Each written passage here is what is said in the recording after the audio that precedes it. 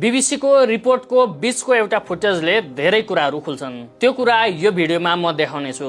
त्यो भन्दा पहिला त्यो रिपोर्टका लागि इन्भेस्टिगेसन कसले गरेको रहेछन् भन्ने कुरामा मेरो आँखा गयो। त्यस टिमका दुईजना मध्ये एकजना मेम्बर रहेछन् दीपक खरेल। दीपक खरेलको फेसबुकमा हेर्दा उनले 7 सेप्टेम्बरका दिन भोलिपल्टको आन्दोलनका लागि आह्वान गरेको भेटियो। अर्को एउटा रविको पक्षपोषण गरेर राज्यले प्रतिशोध साधेको भन्ने भावमा गरेको पोस्ट पनि भेटियो। त्यस्तै अर्को पोस्टमा केपी ओलीले चीन भ्रमणका बेला पोखरा, मुस्ताङ, मनाङ लगायतका भूभाग नै चीनलाई बेचेर फर्किए भन्ने भ्रामक पोस्ट गरेको समेत भेटियो। अर्को एउटा स्ट्याटसमा सुदन गुरुङमाथि ठूलो भरोसा राखेको भावमा एउटा भिडियो शेयर गरेको भेटियो। सेप्टेम्बर 9 मा बालेन तिमी अब अघि बढ, देशलाई तिम्रो खाँचो छ, लिड द कन्ट्री भनेर लेखेको पनि भेटियो। यस्तै दोस्रो दिनको आन्दोलन भड्काउने खाले अरू थुप्रै पोस्टहरू उनको वालमा भेटियो। यिनै खरेलको इन्भेस्टिगेसनबाट त्यो रिपोर्ट बनेको भनेर भिडियोको अन्तिममा उल्लेख गरिएको छ।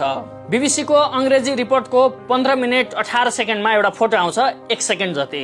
त्यसलाई केलाएर हेर्दा त्यो दिनका धेरै कुराहरू खुल्छन्। त्यो 1 सेकेन्डको फोटोमा भएका विषयहरूलाई रिपोर्टभरि कहीँ पनि दिन पर्ने जति स्थान दिएको छैन। म त्यहाँ उल्लेख भएका सुरुका केही घटनाक्रमहरू पढेर सुनाउँछु। 1:01 प्रदर्शनकारीहरूले बोतलमा आगो बालेर संसद भवन परिसरको रुखमा खसाल्छन्। 1:05 3जना प्रहरी कर्मचारीहरू घाइते हुन्छन्। 1:06 सशस्त्र प्रहरी बल नेपालको वाटर क्याननमा आगजनीको प्रयास हुन्छ र पेट्रोल बम प्रहार हुन्छ। 1:06 प्रदर्शनकारीहरूले 2 नम्बर गेट र 1 नम्बर गेटको बीचको पर्खाल भत्काइरहेका छन्। 1:07 जाँदा संसद भवनको 1 नम्बर गेट अगाडि प्रहरीको टोलीमाथि फलामको ब्यारिकेड प्रहार हुन्छ। 1:09 प्रदर्शनकारीहरूले संसद भवनको पश्चिमपट्टिको वाल भत्काउन थाल्छन्।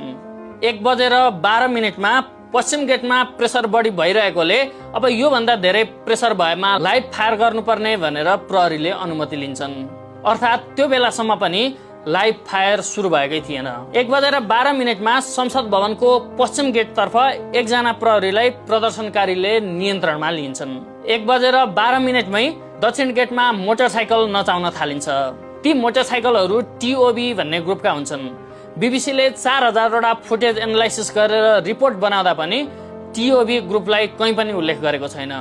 1:14 1 नम्बर गेट बाहिर आएको एपीएफ को र अर्को सिभिल एम्बुलेन्सलाई आगो लगाउने क्रममा सिभिल एम्बुलेन्स र एपीएफ को एम्बुलेन्सका चालकहरूले भागेर ज्यान जोगाउँछन् भने बाँकी 2 जना महिला सशस्त्र प्रहरी कर्मचारीहरूलाई एम्बुलेन्स भित्र नै आगो लगाउने प्रयास हुन्छ।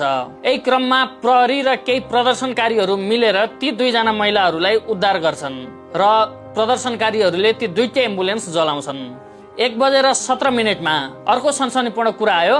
यातायात कार्यालयमा भित्र मान्छे बन्दक रहेको र बाहिरबाट प्रदर्शनकारीहरूले आगो लगाएको।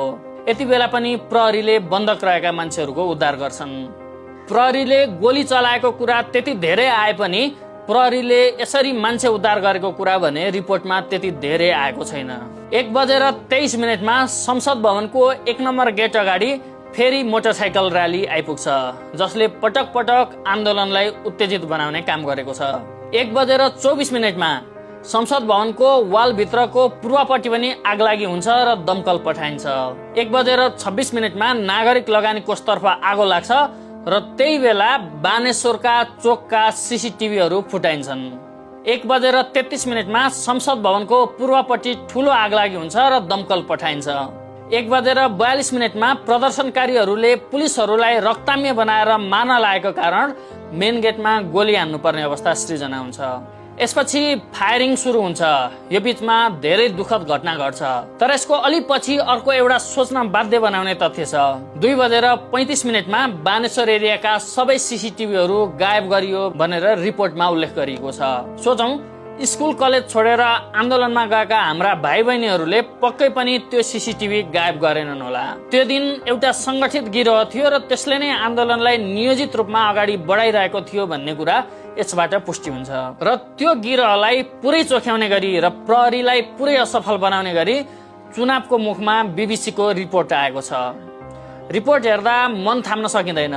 यद्यपि एक दिन भावुक भए पनि आजैबाट त्यो रिपोर्टमाथि धेरै प्रश्नहरू उठ्न थालेका छन्। अझै मौन अवधिमा कति यस्ता रिपोर्टहरू आउने हुन् हेर्नै बाँकी छ। अब धेरै दिन छैन। यति 5-6 दिनसम्म सामाजिक सञ्जालमा आएका सबै सूचनाहरू फ्याक्ट चेक गरेर मात्रै विश्वास गर्नुहोला।